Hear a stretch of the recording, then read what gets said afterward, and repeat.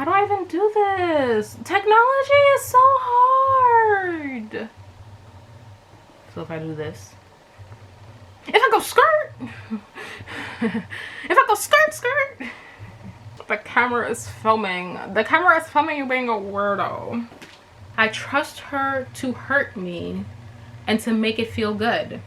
That sounded weird. That sounded kind of kinky, but you know, if you're wondering why there's two of me, or like why I'm wearing a different outfit, it's because it's the next day. I thought I filmed my intro, but turns out when I went back into editing, not only did I not film my intro, but apparently I also forgot to mention 3 of my favorite books. So we're just doing this entire thingy over again. Okay, so hey, how's it going? How's life? My name is Sophia. Welcome back to my channel. So for today's video, I am going to be doing my best books of 2020. Now, in the year of 2020, I read a lot of really amazing books, but this is the creme de la creme of that crop. I'm not even sure if that's how you say it, but yeah. Without further ado, let's get into my favorite books of 2020. The very first book I have to talk about is actually going to be a YA fantasy, and that is going to be Ray Bear by Jordan Ifueko. Now, in this story, you are following our main character, Terry Sai, who lives in isolation with her mother, known as the Lady. One day, her mother sends her off to the Emperor's palace to kill the crown prince once he falls in love with her, and our story goes from there. What I really loved about this story was the characters. I felt so attached to the characters that we did get to see. I thought that they were so well fleshed out, so well developed. I really enjoyed reading this story from Terry Sai's perspective. Terry Sai is just a precious little baby, and she just wants to be loved. And it was so interesting to see Terry Sai's dynamic with her mother, the Lady, because her mom is very toxic but borderline abusive to Terry Sai, and seeing that dynamic was not only heartbreaking, but I feel like it really added a lot of emotional depth to the story, and I thought that that was very well done, very tastefully done. Not only did I love the characters in this story and understood the characters, but I also really loved their dynamics, the friendship, the romance. I thought it was so sweet. I also love the anti-colorist language that was used in the beginning of this book. On page 22 of this particular edition, it talks about blue bloods, and it says like skin so dark it glows like cobalt or something like that. And it talks about dark skin in a way where it's precious, and I really loved seeing that, because in the society we live in today, dark skin is considered undesirable, and so to see the author take that and flip it on its head, I really loved that. The amount of culture in this book, not only is it West African inspired, but like it's also inspired. Different regions within this book are inspired by different real world cultures, and I thought that was so well done. It didn't feel forced. It felt very natural, and it fit really nicely with this story. The audiobook narrator, I will say, does mispronounce words and phrases that aren't of West African culture, so be aware of that if you decide to pick this up. The way this ended, I am so excited to see where Jordan Ifueko takes the story, because she can take it in a number of different ways, and so I'm interested to see what she decides to do. Alrighty, so the next book I have to talk about is a book that made me cry, and it crushed me into a million pieces, and I was not ready for it. And that is going to be Sword of Kaiden by M.L. Wang. In this story, you are following two perspectives. The first one is Misaki, who is an older woman. She used to be a fighter and a vigilante type superhero.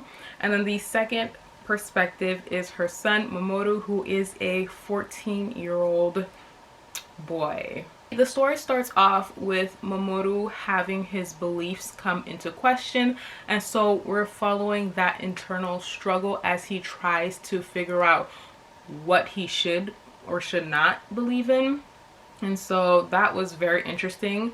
And the story is also told in two timelines, so we get Misaki and Mamoru in the present day, but we also get Misaki when she was younger, before she became a demure housewife. This was amazing. This was incredible. This made me cry. What's interesting about this story is that the climax happens about halfway through, and the rest of the book is the characters dealing with the trauma of what happened.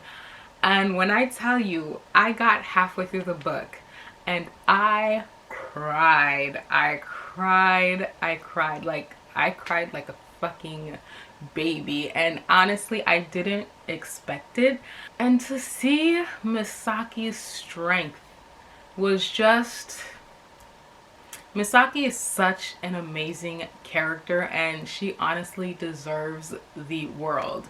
If you are a character-based reader, I would highly recommend picking this up because the plot structure is quite unique. You do spend a lot of time getting to know the characters, and so I really enjoyed that. I will say I do have a couple of criticisms. The first being that the last couple of 100 pages, personally, I felt was unnecessary.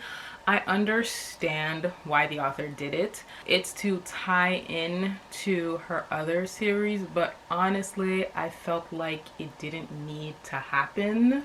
And I also feel like it dragged on the pacing just a tad bit. But other than that, I thought this was really amazing. I would highly recommend picking this up if you are in the mood to cry. Alrighty, the next book I have to talk about is actually a graphic novel, and that is going to be Monstrous by Sana Takeda and Majori Liu, specifically volumes 2 through 4, maybe 5, because I read 5. I finished reading volume 5 on January 1st. At midnight. Ugh, don't get me started. That was a really long tangent for absolutely no reason. But in this story, you are following our main character, Micah, half-wolf, who has a demon living inside of her. And so we're basically following her story as she tries to figure out why she has this demon living in her. This is a East Asian matriarchal steampunk inspired fantasy series, and it's just the definition of perfection in my personal opinion. Also in this story, there is a war brewing between the Federation, which are the humans of this world, as well as the Arcanics, which are the magic users. And in this world, Arcanics are used and harvested for their organs and their blood because it has magical properties. What can I say about this book without spoiling it, besides the fact that it's the best thing in the entire universe? I'm hyping this up so much for you guys. Please forgive me. What I really love the most about this graphic novel series is definitely the art style. Like, what's a good page that doesn't spoil you? Oh Jesus, that's an aggressive page. I feel like this is a nice page and it doesn't spoil you. But like, can you see that? Can you see that art? Can you? Yeah. Look at how gorgeous and masterful that art style is. But not only is the art style beautiful and reigns supreme, but also the characters are so precious. You have the grumpy sunshine trope with Kippa and Micah. Kippa is like this precious little fox that just wants everybody to hold hands and sing kumbaya, but she lives in a world that's like dark and dangerous. And then you have Micah Half-Wolf, who's been through so much and is dealing with so much trauma, and she's kind of been jaded by the world. I really love that. And I am enjoying where the later novels are going. So like we're getting more of the tension between the Arcanics and Federation, and we're seeing how the Arcanics specifically are preparing for war. And I think it's done super well. I have been made aware by some friends, specifically Taylor and Rachel, that there are some criticisms to be had, but in my mind, this is perfection. And to say otherwise is blasphemy, in my personal opinion. This is the only graphic novel series that I've read, that I've loved, that I've enjoyed. I'm trying to get into other graphic novels, but they just don't compare, man. But yeah, so we're gonna head back to past Sophia as she talks about her favorite books. Yeah. Alrighty, so the next book I have to talk about is a book I read towards the end of 2020 and I really liked it, and that is going to be The Wolf of Orionaro by K.S. Veloso. In this story, you are following our main character Talien, who in the beginning of the story is being crowned queen of this realm.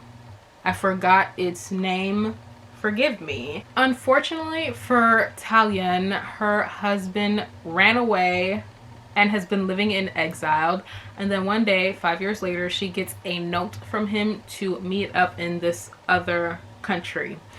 And so Talien decides to go meet up with her husband, and our story goes from there.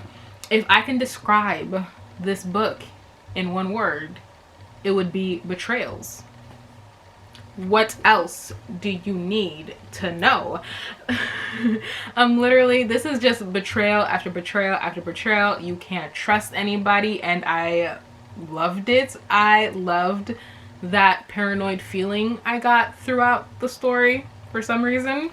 In terms of the world building, I thought that the world building was so well done, particularly when it came to food. I don't know what it is about K.S. Veloso, but she gives very detailed, in-depth descriptions of food, and sometimes it made me hungry.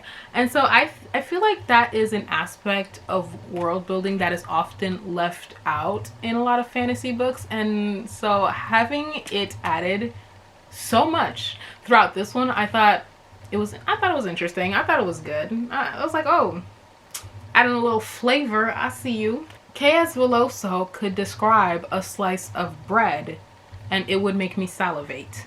But my most favoritist part of this book would be the relationship between Talien and Kaiden. Kaiden is a side character in this story that we get to meet. He is a thief with morals. I loved Kaiden as a character by himself, and I loved and adored Talien as a character by herself, and to have them together and to have them banter, it was just the oxygen I needed to breathe, and it was just so sweet. I shipped them so hard. Talien as a main character was so well developed, so nuanced. In this world, she is known as the bitch queen, so we get to see Talien try to live up to this name, but we also get to see another side of her, a side of her that's softer. I wouldn't say softer, because like she ain't a soft bitch, but like we get to see multiple aspects of Talien that isn't just the bitch queen.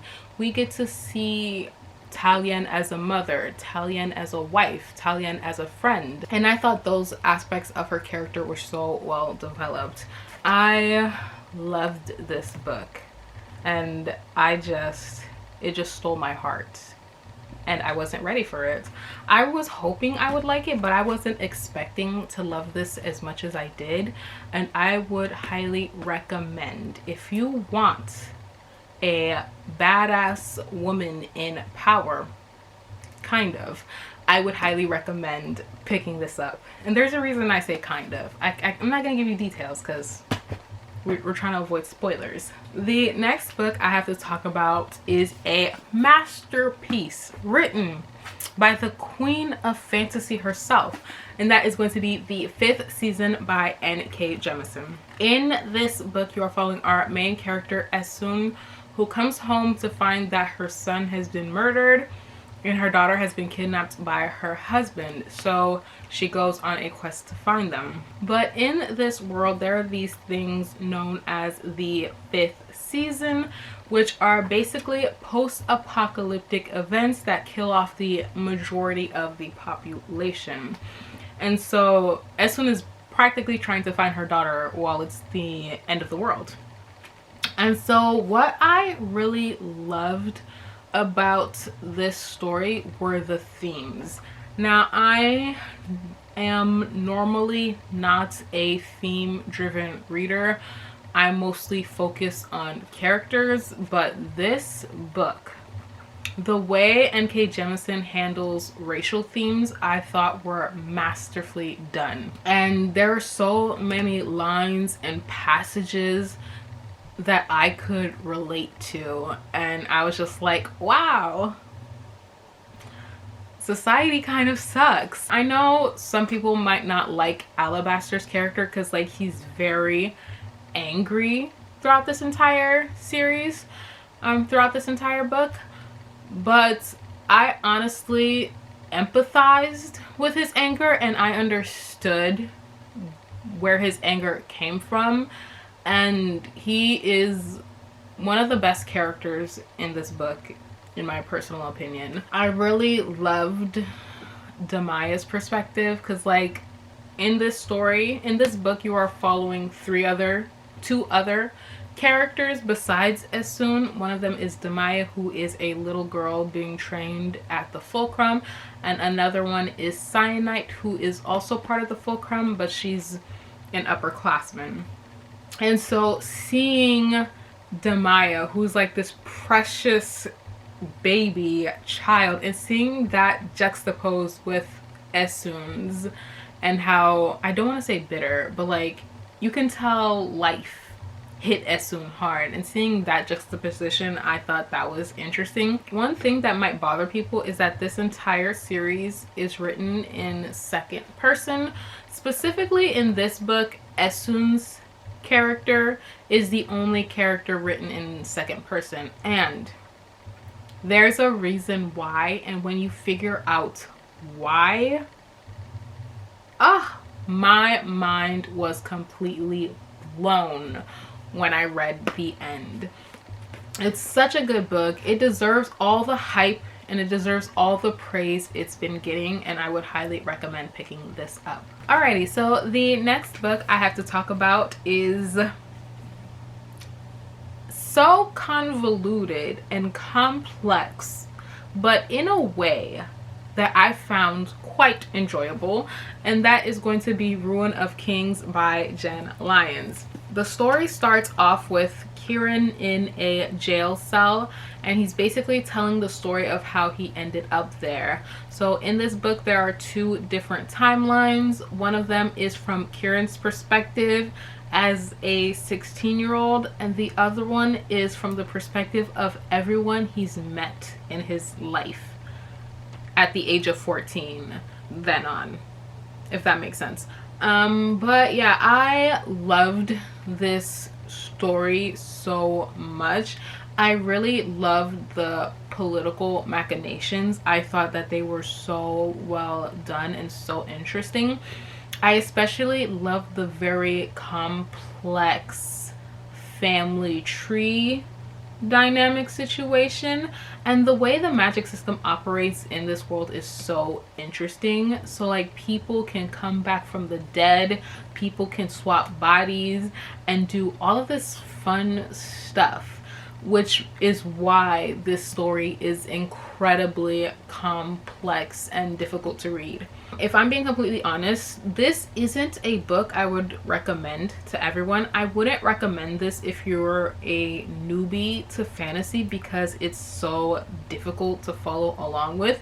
But if you're looking for a challenge, if you're looking for something so complicated, borderline convoluted, then I would highly recommend checking this out.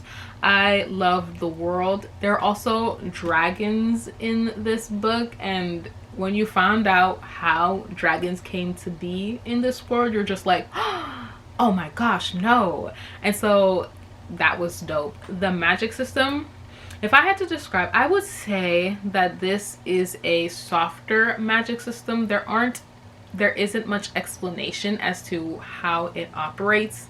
Things kind of just happen, but it isn't in a way that's convenient to the characters. As a matter of fact, I feel like magic kind of makes their lives a lot harder at times than it needs to be, and so that was so well done, and that was interesting to watch as well. The angst between Teraith and Kieran, it's perfect. I loved it. It was another favorite part of this book.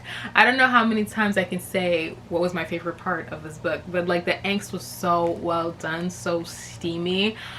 But Kieran had to get over some internalized biphobia, so that was kind of disappointing. But other than that, this was like a really enjoyable read, and I would highly recommend picking this up if any of what I said sounds interesting to you. The next book I have to talk about crushed my soul in a way I wasn't expecting, and that is going to be Jade War by Fonda Lee. This is the second book in the Green Bone saga. In this book, we are following the Call family, which is like a crime lord gang family.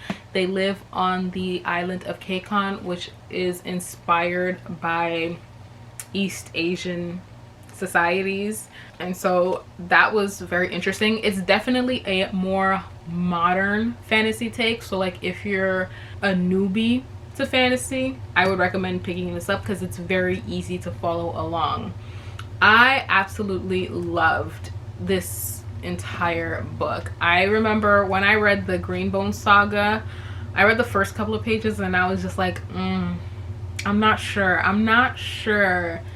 if I'm gonna like this. And then like as I was reading it and as things were happening, my heart was just jumping out of my chest like doo-doom, I'm not ready. And so like as things were starting to happen, I was becoming more intrigued. I was like, okay.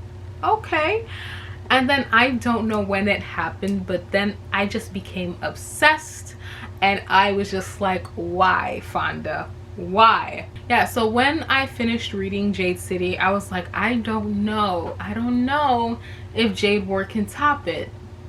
Middle book syndrome is a thing. And I read Jade War and it topped it. It's so good. So in this book, the political machinations are just happening on a whole new level. Not only are you getting the perspective of the people living on Kaiden, but you're also getting a perspective of somebody living abroad, and that was so interesting to read about, especially because like there's a lot of culture shock that this character has to go through. And so I thought that it was so well written. In terms of the female characters are 10 out of 10 as per usual. Like Aikmata, she's that bitch. Shay, she's queen. When they ask you how you are, you just have to say that you're fine when you're not really fine, but you just can't get into it because they would never understand. She's an MVP. Like she Wen deserves the entire universe laid at her feet. Like, every single character in this book is morally gray, but in their mind they're like, yeah, I'm doing the wrong things, but I'm doing them for the right reasons. And like, they stick to their convictions, and I really love that. The family dynamic is super messy, and it kind of, you know how you have family members and like sometimes you just don't get along, but you're just like, wow, at the end of the day you're family, so like I got your back regardless. And that's this entire family, and I really loved seeing that. In terms of Hilo, Hilo isn't very likable to some. He's chauvinistic, misogynistic to others, but personally I think he's a sweetheart.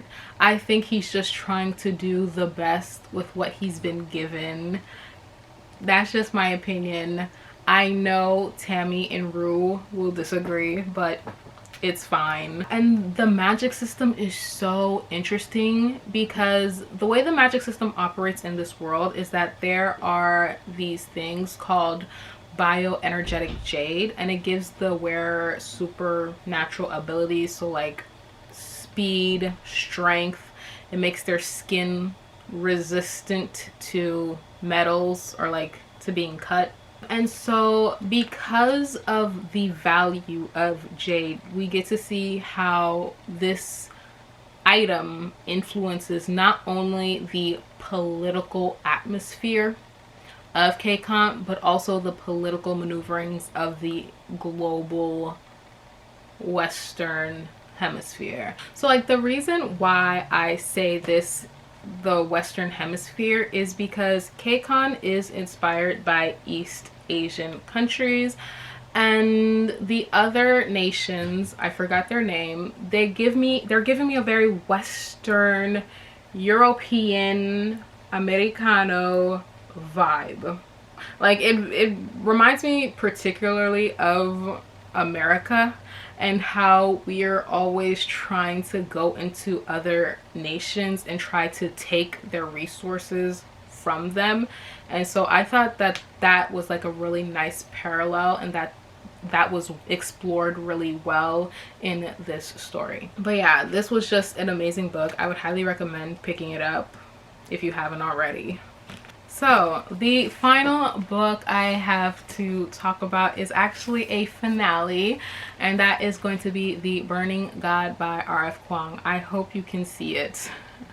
But in the first book, you are following our main character Rin, who is a war orphan, and one day her foster mother sets her up in an arranged marriage, but Rin doesn't want that, so she studies hard to get into the most prestigious military academy known as Sinagard. This was everything I could have wanted in a finale. The way that R.F. Kuang ended this series, it actually broke me. Like, the ending of this book legit made me cry, and I was attached to characters that I didn't know I would be attached to, which is shocking to me. And seeing how these characters are going through trauma. At the end of every book, you get to see the characters grow and develop and become who they are as a result of the trauma they've been through, and this is no different.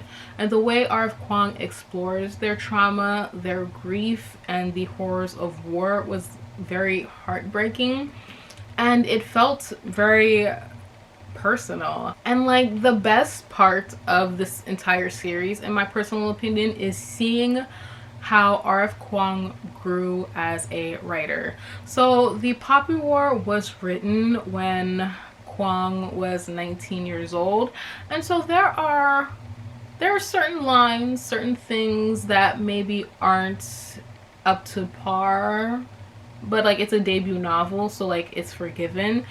But when you read this book and you see how she's developed, there were certain lines that I just read that just punched me in the gut. But yeah, there were lines that were just so eloquently written, and I'm just like, ma'am, what is this poetry? I love it. But yeah, it made me cry. The way this ended has made R.F. Kuang an auto-buy author for me. So from now on, whatever R.F. Kuang decides to write, I will be pre-ordering it because I trust her. I trust her to hurt me and to make it feel good. That sounded weird. That sounded that sounded kind of kinky, but you know, in terms of reading, I don't know what else I can say except for that it made me cry. How many times can I tell you guys that this made me cry? Apparently not enough. So those were all the best books I read in 2020. Feel free to comment down below. Let me know some of your favorite books you read last year. I hope you guys enjoyed this video. I hope to see you guys soon with another video. And until then, I will see you soon. Bye.